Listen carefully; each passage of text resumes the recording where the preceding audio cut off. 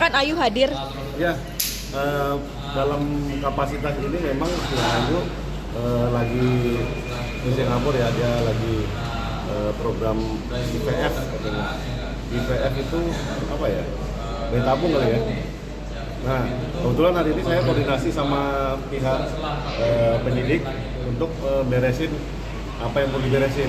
Jadi makanya insya Allah kalau memang sebentar lagi Ayu sampai, mungkin pemeriksaannya nggak lama, 2-3 jam udah langsung clear, nanti turun lagi sini gitu. Jadi memang dia tadi bilang, Bang tolong sampaikan ke awak media, sebetulnya dia ragu mau ngelanjutin bantuin kasih keterangan ini karena dia terus terang dia simpati dengan anaknya si Jona bisa, karena dia pikir dia juga seorang ibu, dia ingin punya anak, ya artinya nggak pingin dia kena karmanya, artinya dia pingin memang masalah ini baik-baik saja, artinya nggak pingin apa namanya dilanjutin sebetulnya, cuman ya karena pelapornya bukan klien saya kan, dia cuma dipanggil, udah lihat kan panggilannya kan, sebagai saksi, karena ini sudah pada tahap penyidikan, artinya memang secara gegap gempita, secara cepat penanganan perkara ini akan selesai mungkin kurang dari 1 bulan. Kenapa akhirnya memilih untuk tidak membela Erga lagi nih? Ya, karena bukan ya, kalau dia bahasanya tadi ngomong sama saya, dia sangat simpati atau empati dengan anaknya, karena dia juga seorang ibu, dia ingin memiliki seorang anak juga. Makanya kan tadi dia bilang, Bang saya program IVF nih. Nah, terus emang apa hubungannya?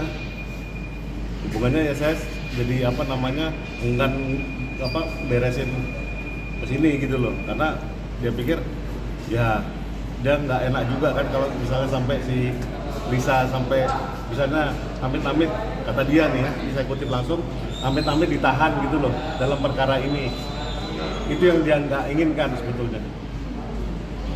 Apakah takut diseret juga kan? Lisa juga ngomong kalau Ayu juga sebenarnya kenal juga sama Erga dari awal, takut terseret itu nggak sih, jadi milih Lisa aja. Kalau saya terus terang sebagai kuasa hukumnya bisa berkomentar, kalau untuk urusan dia mau menyeret silahkan, karena kita juga ada menyiapkan apa namanya upaya-upaya hukum untuk mengatasi ancaman-ancaman yang dari Lisa berikan. Tapi kalau klien saya malah nggak malah menyampaikan itu, dia cenderungnya memang dia bersimpati atau berempati bahasanya terhadap anaknya si Lisa Mariana itu gitu. Mungkin Ayu sudah berkomunikasi dengan Lisa sendiri akhirnya memutuskan seperti ini. Kalau tadi saya coba tanyakan pernah nggak komunikasi, belum ada. Nah tapi dia melihat itu dari podcastnya si Lisa, dia udah minta maaf, bikin kegaduhan dan segala macam. Dia melihat memang dia itu berjuang untuk anaknya. Akhirnya mungkin dengan kayak gitu simpatinya jadi muncul gitu loh. Kalau saya pribadi, saya menyarankan ke dia, ini karena ini apa perkara ini kamu adalah saksi kunci, ada baiknya dituntasin. Karena kenapa? Takut apa namanya netizen menghakimi kamu bahwa kamu itu main-main. Jadi kita mesti tegak lurus dari awal, kita ingin menegakkan kebenaran, bahwa ingin meluruskan ini loh faktanya yang terjadi. Nah, jangan kita juga kendor gitu loh. Nah, cuman sebetulnya dia kalau untuk hari ini untuk ke sini sebetulnya berat sekali, tapi mungkin tadi karena mungkin udah komunikasi ya, dia mungkin agak malam dia agak mau ke sini. Oh. Tapi datang ya Bang? Katanya ya, gue nggak tahu ya, artinya gitu loh. Manusia cuma punya rencana, tapi Allah yang menentukan. Bang, mungkin kan dari awal kan Ayu kan memang sangat getol nih untuk bisa LM lah, sampai akhirnya dia ke pihak RK sendiri membantu Kang Emil sendiri di permasalahan ini, dan pada akhirnya sekarang justru malah melunak ya, mengingat apalagi membawa anaknya Lisa ini. Mungkin kenapa sih Bang, ataukah memang ya itu lagi hanya sebatas memang empati doang atau gimana bang? Iya, memang kalau tanya pendapat saya pribadi, saya menganalisis sedemikian.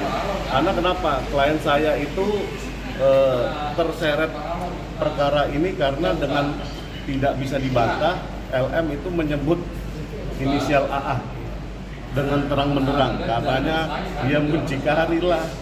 Ya, saya mengutip dari pemerintahan sebelumnya ya. Kemudian dia itu makan duitnya 50 juta lah.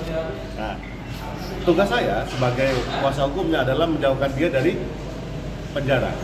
Nah, karena ini perkara ini sungguh dahsyatnya, ada seorang wanita yang sangat gagah berani, ya safari podcast ke mana-mana menyatakan bahwa dia adalah perawan yang notabene tahu punya anak dari seorang pejabat bekas gubernur Jawa Barat. Kan itu luar biasa. Nah, makanya dengan itu klien saya akhirnya memberanikan diri untuk menegaskan bahwa yang sebenarnya tidak sedemikian. Nah, tapi makin ke sini dia melihat ini anak kasihan ya jadi objek gitu loh. Nah, apalagi dia dalam program yang mau bayi tabung tadi, IVF tadi, dia meng-highlight beberapa kali ke saya, dia bilang, "Bang, tolong sampaikan ke awak media bahwa saya sangat bersimpati dengan anaknya itu karena jejak digital itu nggak mungkin hilang." Bisa dibayangkan, ya sebelumnya saya juga megang namanya perkara Sania Marwa ya. Kalau bisa diingat ya, itu berapa tahun nggak beres-beres juga, sampai sekarang juga nggak beres. Bayangkan itu kalau anak itu udah besar terus dia mengakses berita dan dia melihat pertempuran dari orang tua kandungnya, wah saya nggak ngerti ya apa yang akan dipikirkan anak-anak itu. Itu sih sebetulnya memang arahnya ke situ. Tidak ada tanda kutip bahwa ada kedekatannya itu akhirnya dia melunak. Karena kan bilang dia mencari, dibilang dia yang mengenali juga. Nah sekarang dia melunak, artinya apakah ada, tadi bilang kan ada komunikasi, apakah benar kalau komunikasi, karena nggak mungkin kalau dia melunak gara-gara itu bang. Kalau itu saya sudah konfirmasi, saya tanyain berkali-kali. Gue udah telepon si LM apa enggak? Enggak bang, tapi saya ngelihat dari podcastnya.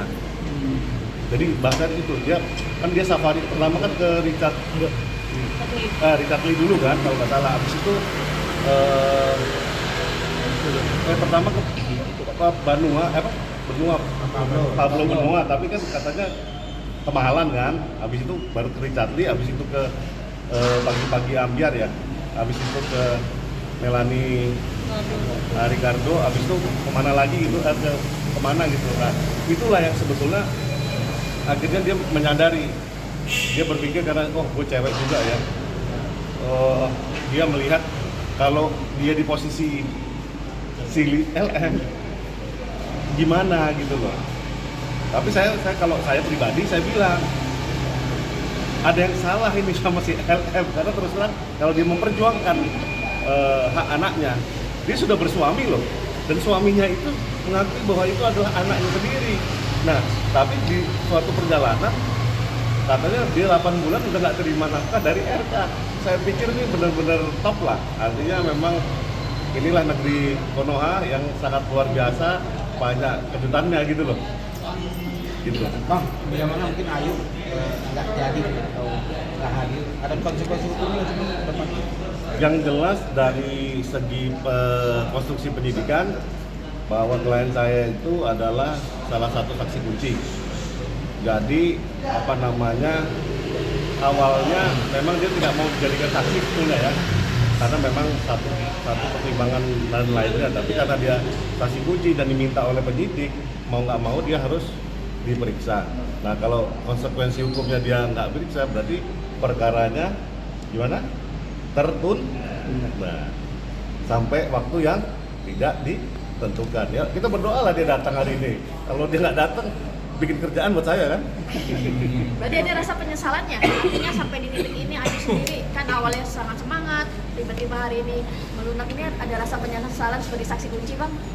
Ya sedikit banyak kalau bisa dikatakan demikian ya. Kalau dibilang dia gegap gempita dari awal dan tiba-tiba dia menurut, bisa dikategorikan memang dia kayaknya ada menyesalnya ya. Saya nggak bisa bantah itu. karena ya bisa dilihat manusiawi sekali ya, ketika awalnya menggebu-gebu tahu-tahu dia ya gitu langsung anti klimaks gitu kan. Saya juga heran juga, malah saya berdua doang yang datang ke sini kan, saya bingung juga nih ya. Tapi tenang aja, karena ini ingat ya, kalau ada panggilan polisi setiap warga negara wajib menghadirinya. Artinya saya sebagai kuasa hukumnya menghadiri untuk ya mempersiapkan segala sesuatunya gitu. Bang, kalaupun pada akhirnya dia kan sudah diperiksa ya awal, kalaupun pada akhirnya dia mundur, apakah itu bisa diputuskan mundur atau gimana sih Bang? Kan dia jadi saksi. Ya, makanya kan ini yang saya coba komunikasikan dengan pihak kepolisian. Artinya dari pihak penyidik apakah pertanyaan tadi Mbak itu bisa diakomodir atau tidak kan gitu.